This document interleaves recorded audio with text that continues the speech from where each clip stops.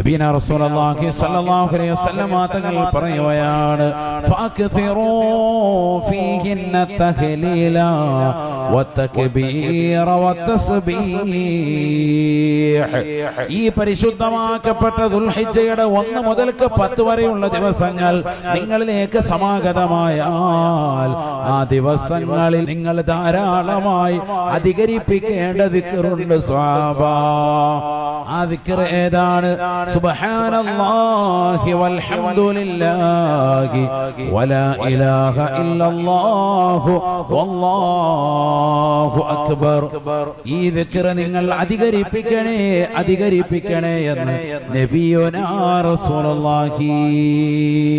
ഫഅക്സിറൂ ഫീഹിന്ന അത്തസ്ബീഹ വത്തക്ബീർ വത്തഹ്ലീൽ. സുബ്ഹാന